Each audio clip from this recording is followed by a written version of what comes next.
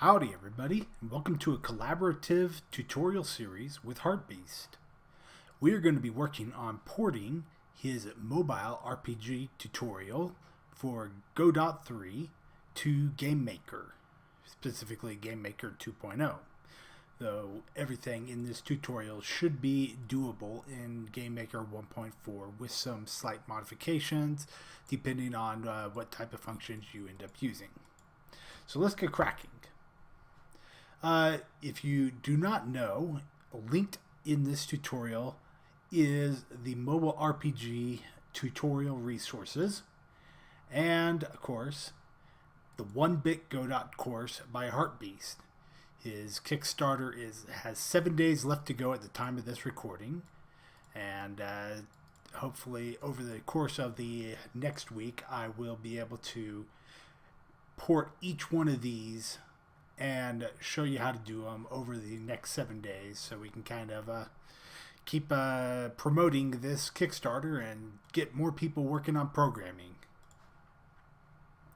So make sure you've downloaded the mobile RPG tutorial resources, and once you do, unzip the folder, and if you are on Windows, you are going to be needing to go to Windows, Fonts, and you're going to need to install the course font, and that will give me a little pop-up asking me to refresh the fonts. Alright, good. That will get his font into the system. However, unfortunately, his font doesn't seem to work very well on GameMaker Studio 2. So we are actually going to go to dafont.com, and we are going to download a secondary font resource. Let me pull up the name. Pixeled. Like that. Because this works fairly well. It is 100% free, so enjoy using it. Download. Pixeled. And over to fonts. And again, install. Regenerate my fonts. And now it shows up. Perfect. Problem is that the game doesn't see the font is a little bit too big for the game as displayed in GameMaker with the application surface and whatnot. So that's why we have to download a slightly different font, which actually displays at about the right size. So let's kill that, and yeah, you'll see this. You got the link. You see this. You got the link. Don't forget the support. And it looks like we are ready to go. So downloads, etc. Let's see here. Actually,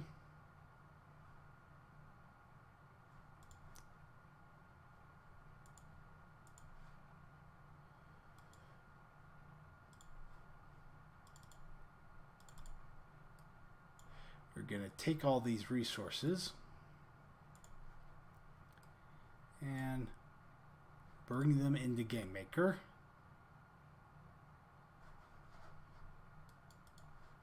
Or take all these resources, bring them to the desktop, then bring them into GameMaker. Do that, then Alt-Tab, bring it up, and drop. There we go. That drags and drops all the resources into GameMaker, so they're easy to use. And we'll probably want to rename these if you want to. I'll rename them according to the way that I use them. I call this sprite_9 slice_pressed. Sprite_dungeon_background. Sprite_dungeon_mockup. sprite underscore 9 slice underscore frame. Sprite underscore rat. It's easy enough. Sprite underscore slash underscore effect. Sprite underscore 9 slice. And sprite underscore, let's see which one is this, 9 slice underscore hover. All right, good. Got all those. We're going to want to change the origins on a couple of these. Let me make sure. Okay, top left, top left, top left, top left. Rat. Okay, we want to change the origin on the rat to middle center. Or not middle center, top center, because that's where we're going to be using it in the game. And that's about it for now, actually. We're going to create two other sprites. Sprite underscore pixel. We'll use this for drawing some stuff. Make it one by one, edit the image, just paint white. There you go. And last but not least, sprite underscore heart. We need that. The heart is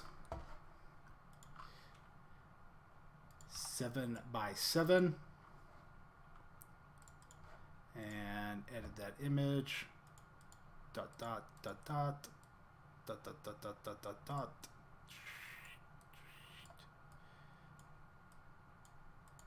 There we go. And wait, for the heart, you want to use bottom right as the origin. The reason why we use these funky origins is because that makes it easier for later on when we actually when we move around to the when we try to place the heart into the room, it makes it easier to put it into the room. So we're going to want to start off with some things here. Let's see. First off, we're going to want to define that font. So let's create font underscore game. And pixeled, pixeled, pixeled, pixeled, pixeled. There we go. We're going to want to make it size 4. Turn off aliasing. And should be good. Secondly, we are going to need to make some objects and set up our room. So let's start off with the room. We have room 0. Let's give it a name. Room underscore battle. You can call it room game or whatever. And we're going to want to make a second background. We'll call this mock-up. And of course we have a regular background, which is black, and instances. We are going to want to change the width and height of the room to 90 by 160. And come down to our viewports and cameras. Let me change that a little. Get a little bit more room. We are going to want to turn on our viewports. Turn on viewport 0.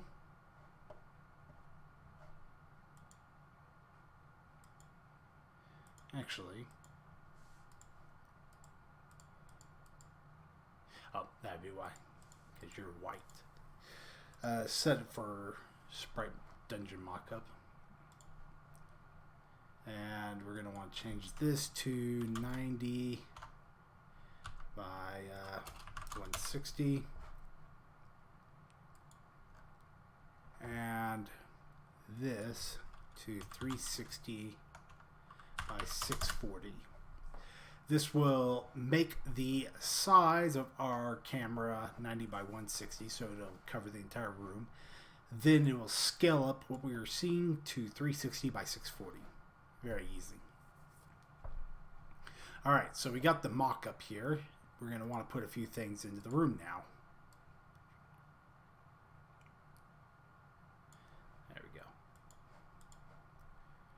So we're going to create a couple objects here.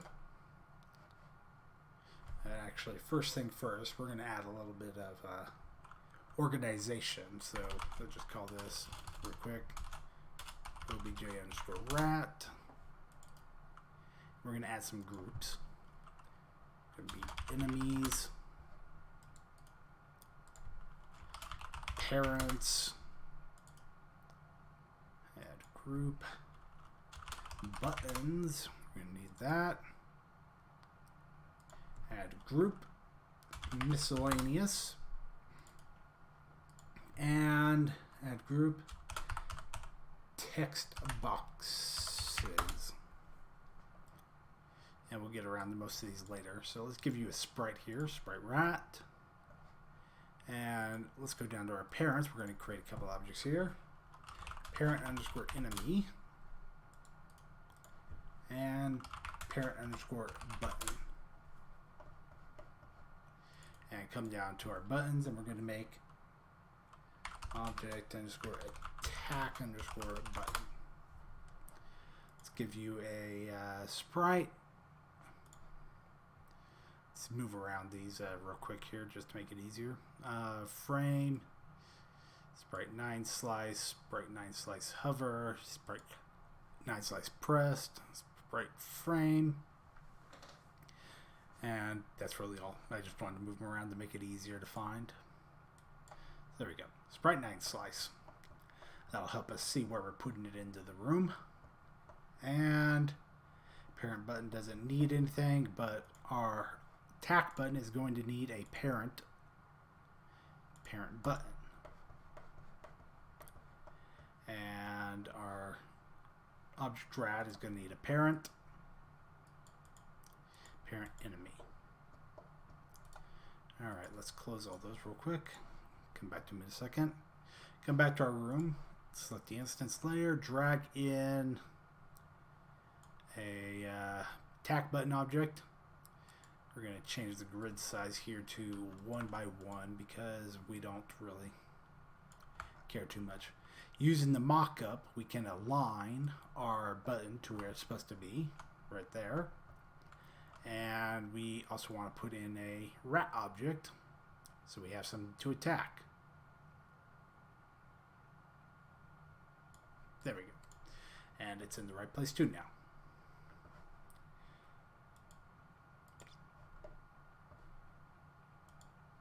Oh yeah, background should have Sprite Dungeon as the background. Let's see, what's next up on our list of things to do? We are trying to get ourselves set up here real quick with something that we can test and mock up with. So we're going to start with the parent enemy and give our enemies some variables. So HP equals 30, sounds decent. And do I need anything else for that for the moment? Not particularly, but I will also add in a little bit of draw.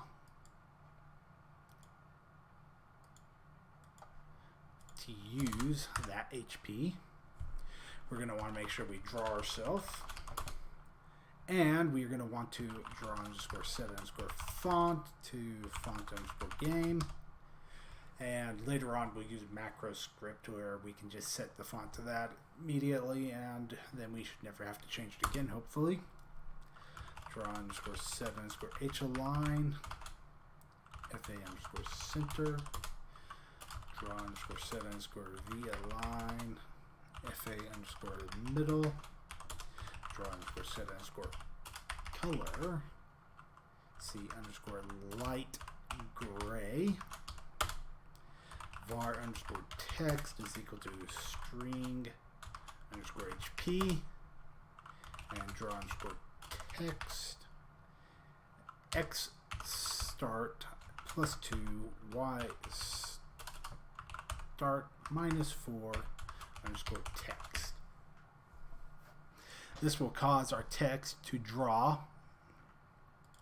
So as you remember, we put the origin at the top center.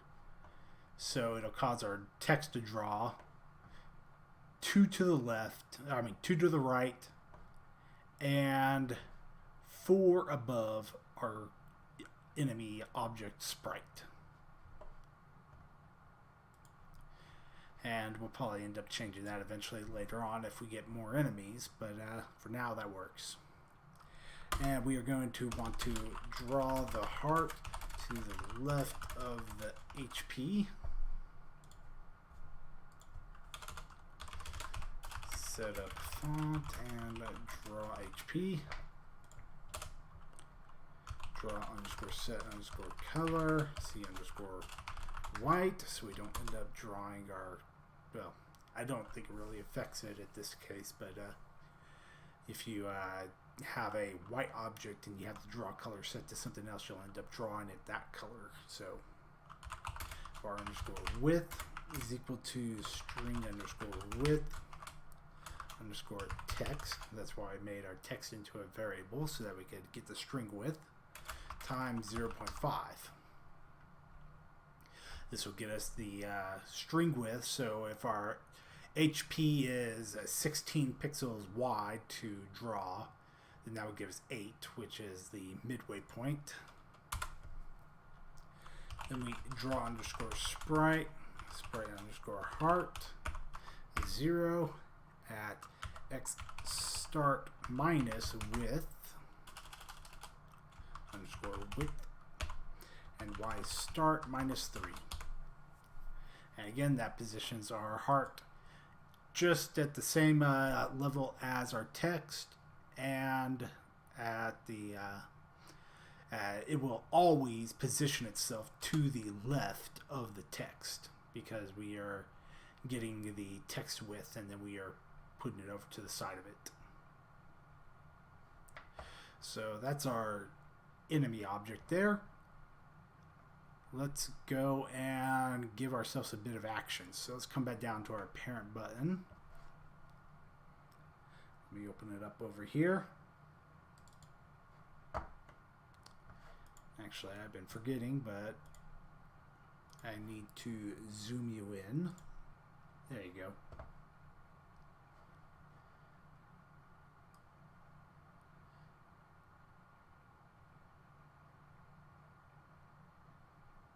Yeah, should be good.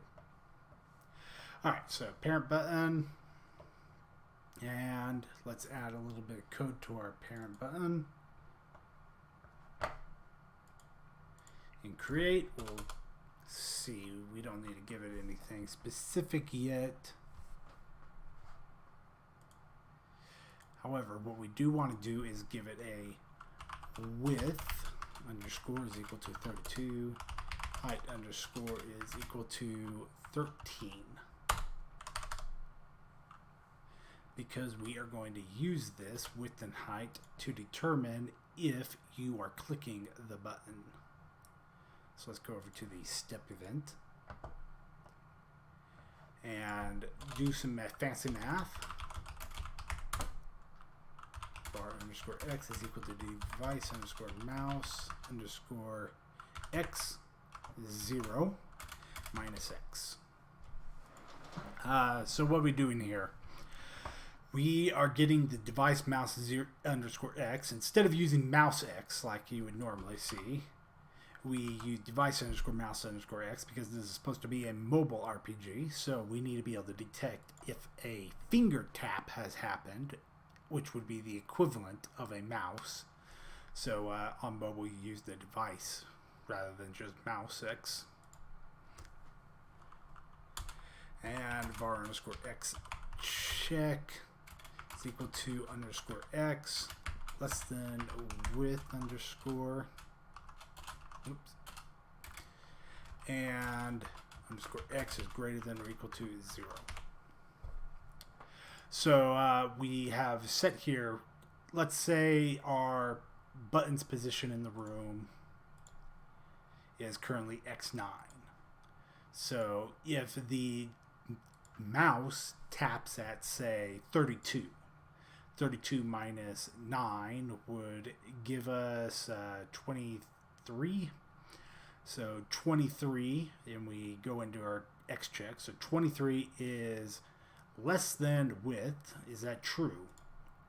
With the 32, so yes, 23 is less than width, and underscore x is greater than or equal to 0. Because if we were to hit, so if we were at x equals 9 and we hit 8, we'd have -1, and then underscore x less than width would become true because we'd be -1, which is less than the width, but it wouldn't be a click because we'd actually be clicking to the left of the button. We don't want to have that happen. And we do the same thing for the y. var underscore y is equal to device underscore mouse underscore y 0. 0 is the default device, by the way. Minus y var underscore y check is equal to underscore y less than height and underscore y greater than or equal to 0. By using those two checks, we can now see if our mouse is inside of the area defined by the width and height. And if you had a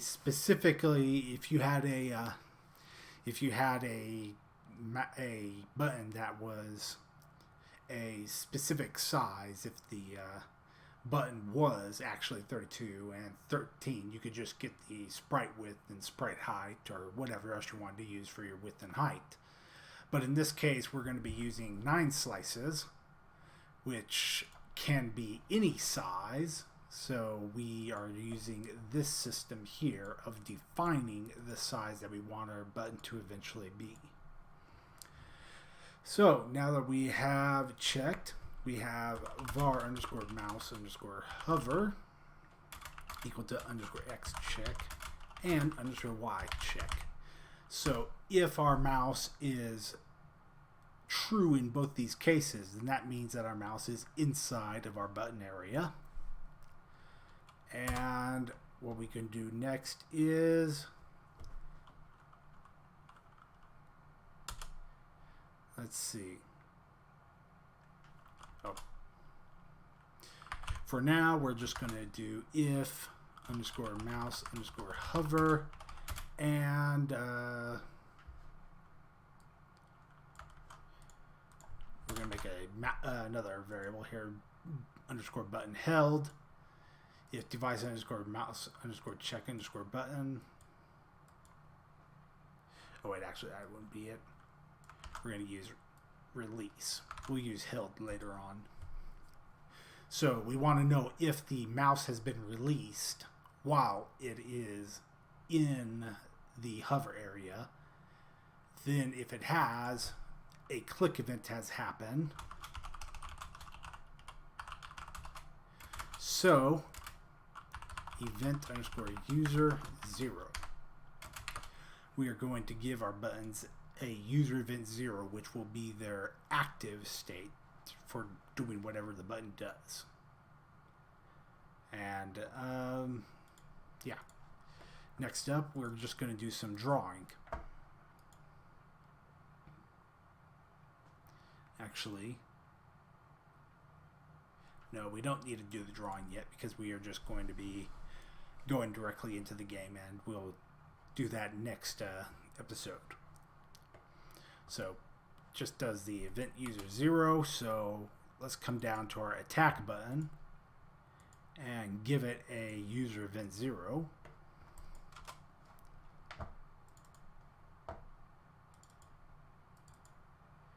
We are going to want to have it check if not instance underscore exists parent underscore enemy, because we don't want anything to happen if the enemy doesn't exist. Exit. And with parent underscore enemy HP underscore equals or minus equal 10. And that's just arbitrary number for now. And we'll expand this in the third episode, I believe. So let's give this a try. See what happens when we run the game at this point.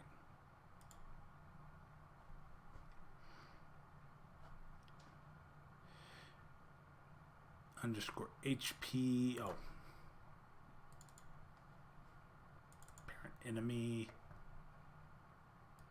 That should be HP underscore. There we go. All right, so as you can see, our rat shows its HP. It's got the heart shown right next to it. We can click anywhere we want. I'm clicking all over the place. We aren't activating the button, but if I click on the button or in the area where it's at, you can see we take away health from our rat. As you can see there, when the number of digits decremented, our heart moved over so that they all stayed right in the center. And same thing like that. Isn't that nice? Alright, so this has been the setup episode. We got everything in there and a little bit of game code running. So next episode, we're going to work on the buttons and we are going to make them look fancy. So stick around and make sure you follow up on that Kickstarter. If you want to learn a new coding language and a new game engine, which I highly suggest you do, because being able to use multiple engines will definitely make you a much more marketable programmer. So have a good look, enjoy, and until next time, thanks for watching, and good luck with your coding.